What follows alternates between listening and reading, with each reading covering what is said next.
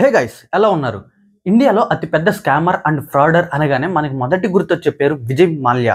విజయ్ మాల్యా బ్యాంకుల్లో కోట్లు లోన్ తీసుకుని అవి ఎగ్గొట్టి వేరే దేశాలు పారిపోయి అక్కడున్న అమ్మాయిలతో ఎంజాయ్ చేస్తూ ఉంటాడు. మరియు తనను నమ్ముకున్న ఎంప్లాయీస్ కి శాలరీస్ ఎగ్గొట్టి అండ్ రూడ్ గా అండ్ చాలా అబ్యూజ్ గా బిహేవ్ చేసేవాడు. ఇదంతా ఒక యాంగిల్. బట్ నిన్న తను ఒక పాడ్కాస్ట్ ఇచ్చాడు. అది 4 గంటల 18 నిమిషాలు ఉందన్నమాట. సో ఆ పాడ్కాస్ట్ చూసిన తర్వాత మేబీ మీ ఒపీనియన్ మారొచ్చేమో. అంటే నేను ఇక్కడ ఆయన తరపున సపోర్ట్ చేయట్లేదు, అలానే ఆయనకి నెగిటివ్ గా సపోర్ట్ చేయట్లేదు. నిన్న ఆ పాడ్కాస్ట్ లో ఏం జరిగింది 4 గంటలు మీరు చూడలేరు కాబట్టి సో క్రిస్ప్ గా ఈ వీడియోలో చెప్పడానికి ట్రై చేస్తాను. అండ్ 9 సంవత్సరాల తర్వాత ఆయన ఫస్ట్ టైం ఇంటర్వ్యూ ఇవ్వడం జరిగిందనమాట. అది కూడా ఒక న్యూస్ ఛానల్ కాదు, జస్ట్ యూట్యూబర్ కి అనమాట. సో ఈ యూట్యూబర్ కి ఇంటర్వ్యూ ఇవ్వడానికి కూడా ఒక స్టోరీ ఉంది. ఇంతకు ముందు చాలా పెద్ద న్యూస్ ఛానల్స్ వెళ్ళి విజయ్ మాల్యా గారిని ఇంటర్వ్యూ అడిగినా కూడా తను ఇవ్వలేదంట. సో దీనికి ఒక రీజన్ ఉందని కూడా తను చెప్పాడు. సో వీడియోలోకి వెళ్ళిన తర్వాత డిస్కస్ చేద్దాం. అయితే నేను ఒక యూట్యూబర్ కి పాడ్కాస్ట్ ఇచ్చాడు కదా, అది 4 గంటల 18 నిమిషాలు ఉంది. సో తను అంత ఓపికగా కూర్చొని అడిగిన ప్రతి క్వశ్చన్ కి ఆన్సర్ చేస్తూ ప్లస్ తన ఒపీనియన్స్ ఏంటో కూడా చెప్పాడు. సో ఆ పాడ్కాస్ట్ లో జరిగిన కొన్ని ఇంపార్టెంట్ క్వశ్చన్స్ అండ్ ఆన్సర్స్ ఇప్పుడు ఈ వీడియోలో చెప్తాను. సో ఇందులో మొదటి క్వశ్చన్, 9 ఇయర్స్ నుండి ఒక ఇంటర్వ్యూ కూడా ఇలేదు ఎందుకని? అండ్ 9 ఇయర్స్ తర్వాత వచ్చి ఇప్పుడు ఎందుకు ఇంటర్వ్యూ ఇస్తున్నారు అని విజయ్ మాల్యా గారిని అడిగితే తను ఏం చెప్పాడంటే, ఇండియాలో ఏ స్కామ్ జరిగినా ఏ ఫ్రాడ్ జరిగినా ఫస్ట్ నా ఫోటోని పెట్టి థంబ్నెయిల్ గా చాలా బ్యాడ్ గా పోర్ట్రేట్ చేసేవాళ్ళు. నేను కూడా స్టార్టింగ్ లో ఇంటర్వ్యూ ఇద్దామనే చూశాను. బట్ న్యూస్ ఛానల్స్ అన్ని నన్ను చాలా బ్యాడ్ గా పోర్ట్రేట్ చేసేవి. ఒకవేళ ఇంటర్వ్యూ ఇద్దామని వెళ్తే నేను చెప్పిందే వాళ్ళు వినట్లేదు. వాళ్ళు ఏదైతే అనుకున్నారో నా గురించి అదే నా నుంచి ఆశిస్తున్నారు చెప్తానేమో అని.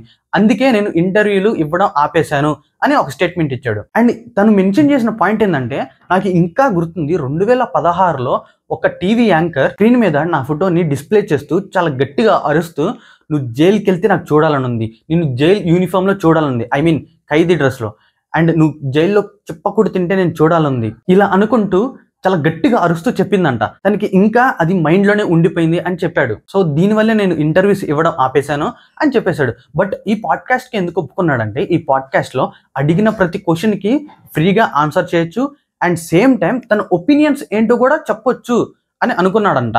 ఎందుకంటే మిగతా మీడియాస్ ఛానల్స్ లో ఏంటంటే దీని ఒపీనియన్స్ అవసరంలా, తిను బ్యాడ్ గా అంటే మనీ ఎగ్గొట్టేసి వేరే దేశాలు వెళ్ళారని చెప్పారు కదా, బ్యాడ్ గా పోర్ట్రేట్ అయింది కదా. సో అది ఆ పాయింట్ ఆఫ్ వ్యూ మాట్లాడదామని డిసైడ్ అయ్యారంట. బట్ ఈయన చెప్పేది వినట్లేదని తను మెన్షన్ చేశాడు. సో అందుకే ఈ పాడ్కాస్ట్ కి వచ్చి తను ఇంటర్వ్యూ ఇస్తున్నాడని చెప్పాడు అనమాట. సెకండ్ క్వశ్చన్ ఏంటంటే, ఆల్కహాలిక్ బ్యాన్ అయింది కదా ఇండియాలో, సో మీరు అప్పుడు ఎలా సర్వైవ్ అయ్యారు అని అడిగారు. ఈ క్వశ్చన్ ఎందుకు అడిగారంటే విజయ్ మాల్యా గారిని, విజయ్ మాల్యా గారు ఒకప్పుడు యునైటెడ్ బ్రేవరీస్ హోల్డింగ్స్ కి చైర్మన్ అనమాట. ఇది ఆల్కహాలిక్ బిజినెస్ అనమాట. ఇది పెద్ద ప్రశ్నే కాదు, నేను అప్పట్లో చాలా కాన్ఫిడెంట్ గా ఉన్నా. ఇండియాలో ఆల్కహాలిక్ ఎక్కువ కాలం బ్యాన్ అయ్యి ఉండదని. సో నేను అనుకున్న లాగానే జరిగింది. ఇండియాలో ఎక్కువ కాలం ఆల్కహాలిక్ బ్యాన్ అవ్వలేదు. సో బట్ బిజినెస్ కి ఏం ప్రాబ్లం అవ్వలేదు, నేను బాగానే సర్వైవ్ అయ్యా అని చెప్పాడు. అండ్ థర్డ్ క్వశ్చన్, ఎందుకు మీరు ఏది మాట్లాడినా సరే హెడ్లైన్ గా ఉంటుంది అని అడిగారు. సో దీనికి విజయ్ మాల్యా గారు ఏం చెప్పారంటే, నో నేను హెడ్లైన్స్ గురించి మాట్లాడను, ఎప్పుడైనా నేను మాట్లాడిందే హెడ్లైన్స్ అయింది. అంటే తను ఏం మాట్లాడినా సరే కాంట్రవర్సీ చేస్తారంట. సో తను ఏం మెన్షన్ చేశాడంటే, నేను ఏది మాట్లాడినా కాంట్రవర్సీ చేస్తారు అండ్ నేను ఏది మాట్లాడినా నెగిటివ్ గా చూస్తారు, ఎందుకంటే పీపుల్ కి కాంట్రవర్సీ ఇష్టం అండ్ మీడియా ఛానల్స్ కి కాంట్రవర్సీ అంటే చాలా ఇంపార్టెంట్, మీకు కూడా తెలుసు. అండ్ పీపుల్ కూడా నెగిటివ్ థింగ్స్ కి బాగా అట్రాక్ట్ అవుతారని తను మెన్షన్ చేశాడు. సో అందుకని తను ఏది మాట్లాడినా సరే కాంట్రవర్సీ అండ్ నెగిటివ్ గా చూస్తున్నారు అని చెప్పాడు అనమాట. సో దీని గురించి నేను ఒక ఎగ్జాంపుల్ కూడా చెప్పాడు, అదే ఫ్లెంబోయంట్. ఫ్లెంబోయంట్ అనేది నా point of view loving life and appreciating good things in life.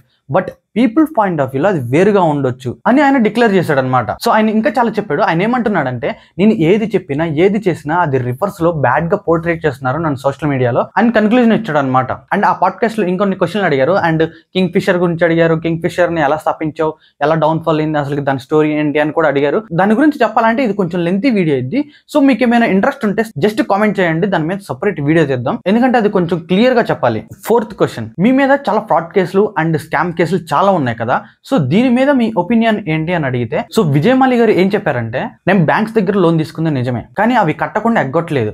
నేను హాలిడేస్ లో ట్రిప్కి వెళ్ళి అక్కడ ఎంజాయ్ చేస్తూ ఉన్న ఫోటోల్ని తీసుకొచ్చి నేను ఫ్రాడ్ చేసి వేరే దేశం పారిపోయా అన్నట్టుగా పోర్ట్రేట్ చేశారు ఇక్కడ బ్యాడ్ గా నన్ను. బట్ నేను బ్యాంక్స్ దగ్గర లోన్ తీసుకున్నా, కానీ వాటిని మళ్ళీ కట్టాను, వడ్డీతో సహా కట్టాను. నేను 6,203 కోట్లు తీసుకుంటే దాన్ని వడ్డీతో సహా 14,100 కోట్లు కట్టాను. మీరు కావాలంటే ప్రూఫ్స్ కింద యాన్యువల్ ఫైనాన్షియల్ రిపోర్ట్ చూసుకోండి. దాంట్లో క్లియర్ గా నిర్మలా సీతారామన్ గారు మెన్షన్ చేసి పెట్టారు. అండ్ ఇవి చెప్తూ తన ఒపీనియన్ కూడా చెప్పాడు. ఏంటంటే నేను ఇలా లోన్స్ తీసుకున్నాను కానీ కట్టడం లేట్ అయింది. సో ఆ లోపే నన్ను బ్యాడ్ గా పోర్ట్రేట్ చేసి డబ్బులు తీసుకొని వేరే దేశం వెళ్ళిపోయాడు, ఎగ్గొట్టాడు అండ్ ఇలాగ చాలా బాగా నెగిటివ్ గా స్ప్రెడ్ చేశారు. కానీ నేను ఇప్పుడు లోన్స్ కట్టాను, గవర్నమెంట్ నోటీస్ చేసింది, యాన్యువల్ ఫైనాన్షియల్ రిపోర్ట్ లో కూడా ఉంది. కానీ ఇప్పుడు సోషల్ మీడియాకి నేను చేసింది కనపడట్లేదా? నేను ఇంత అమౌంట్ పే చేశాను కదా, ఇది ఎవరు సోషల్ మీడియా నోటీస్ చేయట్లేదా? సో దీన్ని బట్టి ఏమర్థం అవుతుందంటే సోషల్ మీడియాకి only controversy and negative news మాత్రమే కావాలి. ఎవరైనా మంచి పని చేస్తే దాన్ని బాగా నోటీస్ చేయరు, అట్లా చెప్పేసి అలా వదిలేస్తారు. But controversy and negative topics మాత్రం బాగా స్ప్రెడ్ చేస్తారు, ఎందుకంటే వాళ్ళకి టీఆర్పీ కావాలి కాబట్టి అని చెప్పాడు అనమాట. సో ఆ పాడ్కాస్ట్ మొత్తంలో తను ప్రెజర్ చేసిన మాట్లాడిన టాపిక్ ఏంటంటే, నేను లోన్స్ తీసుకున్నాను బట్ నేను ఇప్పుడు అవి పే చేశాను, సోషల్ మీడియాకి కనపడట్లేదా, ఎవరు ఒక్కరు కూడా మాట్లాడరేంటి దీని గురించి అని మాట్లాడుకుంటూ వచ్చాడు అనమాట. అండ్ ఆ పాడ్కాస్ట్ లో చాలా ఫ్యామిలీ ఇష్యూస్ అండ్ ఇప్పుడు ఎక్కడ ఉంటున్నారు ప్రెసెంట్, మీరు ఇండియాకి వస్తారా రారా అంటే ప్రెసెంట్ తను లండన్ లో ఉంటున్నాడు, మీరు ఇండియాకి వస్తారా రారా అని కొన్ని క్వశ్చన్స్ ఇంకా ఫర్దర్ గా వెళ్ళాయి. అవి నాకు ఇంపార్టెంట్ కాదనిపించాయి. సో ఇంపార్టెంట్ క్వశ్చన్స్ మాత్రమే మీ ముందుకు తీసుకొచ్చాను. వీడియో నచ్చితే లైక్ కొట్టండి అండ్ ఇలాంటి మోర్ ఇంట్రెస్ట్ టాపిక్స్ ఇంకొన్ని మీ ముందుకు తెచ్చే ప్రయత్నం చేస్తాను. సో మీ ప్రయత్నంలో మన ఛానల్ని సబ్స్క్రైబ్ చేసుకొని అండ్ నాకు కొంచెం మోటివేషన్ ఇవ్వండి. ఇలాంటి ఇంట్రెస్ట్ టాపిక్స్ ఇంకొన్ని మీ ముందుకు తెస్తాను.